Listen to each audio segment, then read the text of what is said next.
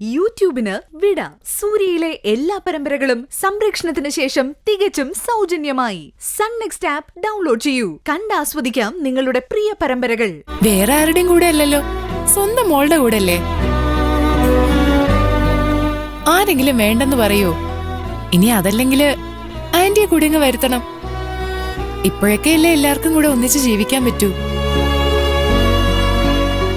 അതെ അതെ, ആകെ ഒരു ചെറിയ ജീവിതമല്ലേ ഉള്ളൂ അങ്കിള്. സ്വന്തം മക്കൾക്ക് വേണ്ടി അല്ലെങ്കിൽ പിന്നെ അത് ആർക്ക് വേണ്ടി ജീവിക്കാനാ? അങ്കിളിനെ ഞങ്ങൾ ഇവിടുന്ന് വിടുന്ന പ്രശ്നമില്ല. ഗോൺസാൽവസ് ബംഗ്ലാവില് ഒന്നിനും ഒരു കുറവും വരില്ല, അല്ലേ അപ്പച്ചി? പിന്നല്ലാതെ.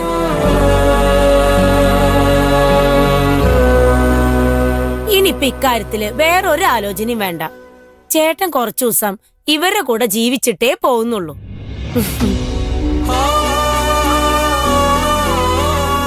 ഞങ്ങളുടെ കോളനി സ്വർഗാന്നല്ലേ ചേട്ടൻ പറഞ്ഞത്? എന്നാ പിന്നെ ആ സ്വർഗത്തിലെ സൗഭാഗ്യങ്ങളൊക്കെ നന്നായിട്ടൊന്ന് ആസ്വദിച്ചിട്ട് പോയാ മതി.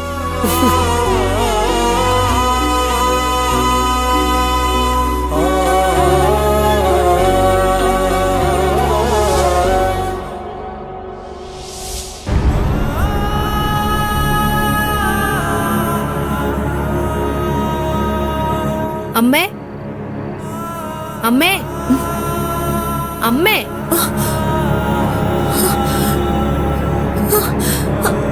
ഈശ്വരാ, എന്റെ മോള്.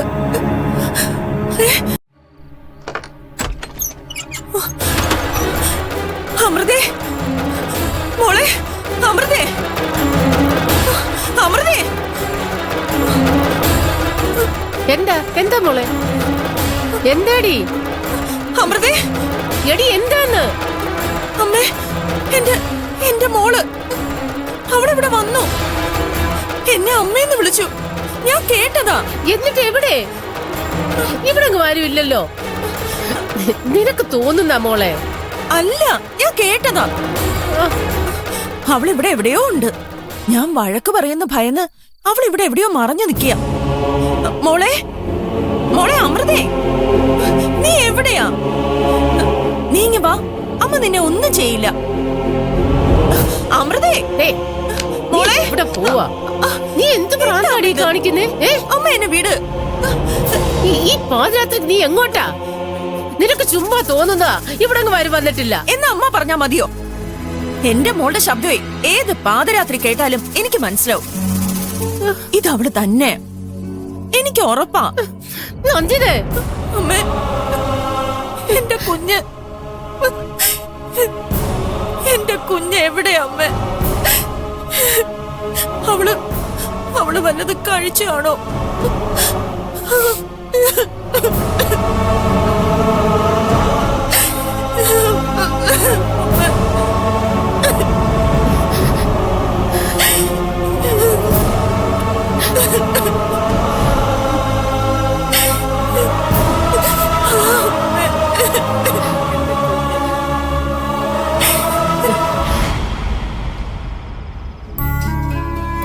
നീ കൂടി ഇരിക്കുമോളെ.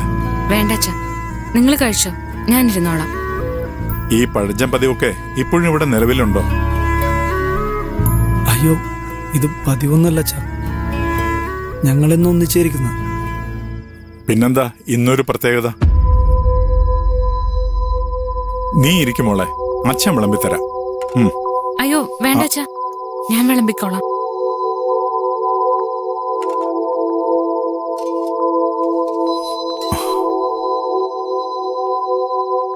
ഞാൻ എപ്പോഴും നിങ്ങളെക്കുറിച്ച് ആലോചിക്കും.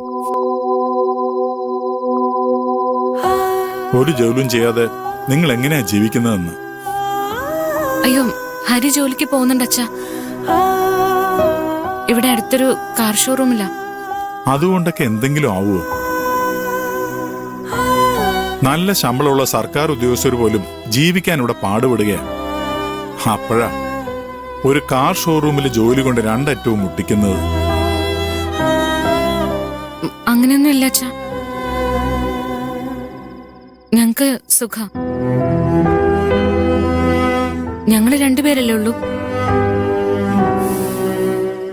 കാര്യങ്ങളൊക്കെ ഭംഗിയായി നടന്നു പോകുന്നുണ്ട്.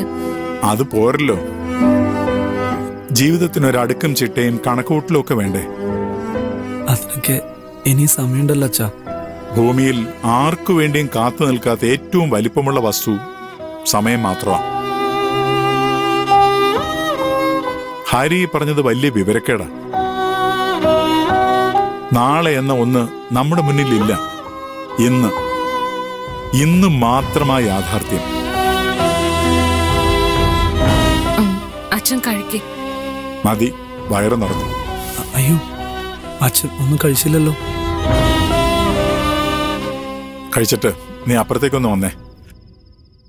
എനിക്ക് നിന്നോട് മാത്രമായി കുറച്ച് സംസാരിക്കാനുണ്ട്.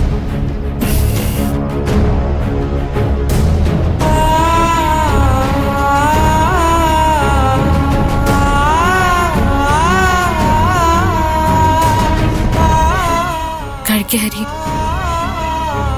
വേണ്ട, എനിക്കും വയറ് നിറഞ്ഞു.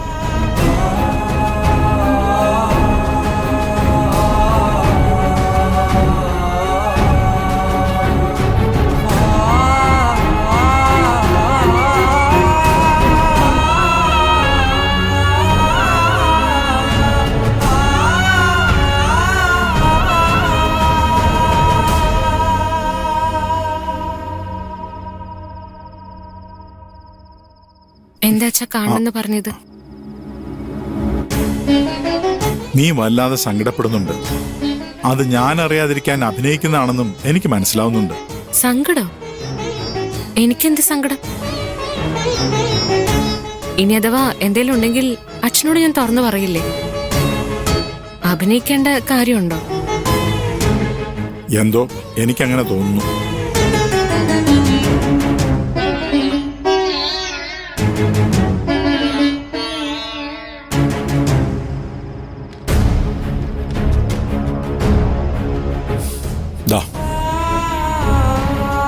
എന്താ ഇത്? കുറച്ച് കാശാ. റിട്ടയർമെന്റിന് കിട്ടിയതും മിച്ചം പിടിച്ചതും എല്ലാം ചേർത്ത്. അറിയാലോ, ഒരു പ്രൈവറ്റ് ജീവനക്കാരന് പെൻഷൻ പറ്റുമ്പോൾ എന്ത് കിട്ടാനാ? പക്ഷേ തുക ചെറുതാണെങ്കിലും ഇത് എന്റെ കണ്ണീരും വേർപ്പുവാ. അതുകൊണ്ട് ഓരോ നാണയവും എടുത്ത് ഉപയോഗിക്കുമ്പോഴും ആ ഓർമ്മ നിനക്കുണ്ടാവണം. ഞാൻ പറഞ്ഞത് മനസ്സിലായോ?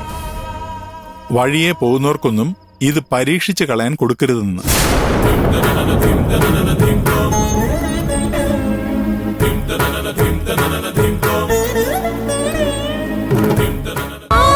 ഞാൻ ഹരിയും കൂടി വിളിക്കാം. എന്തിന്? അല്ല, ഇത് കാണുമ്പോ ഹരിക്ക് സന്തോഷാവും. അങ്ങനെ വല്ലവരെയും സന്തോഷിപ്പിക്കാനല്ല ഞാനിത് കൊണ്ടുവന്നത്. എന്റെ മകളുടെ സന്തോഷം കാണാനാ. ഹരി വല്ലവനാണോ അച്ഛാ? എന്റെ ഭർത്താവല്ലേ? ഇടയ്ക്കിടയ്ക്ക് ഇത് ഓർമ്മിപ്പിച്ച് നീ എന്നെ നോവിക്കുകയാണെന്ന് എനിക്കറിയാം. ആ വേദന സഹിക്കാൻ ഞാൻ ബാധ്യസ്ഥനാണല്ലോ.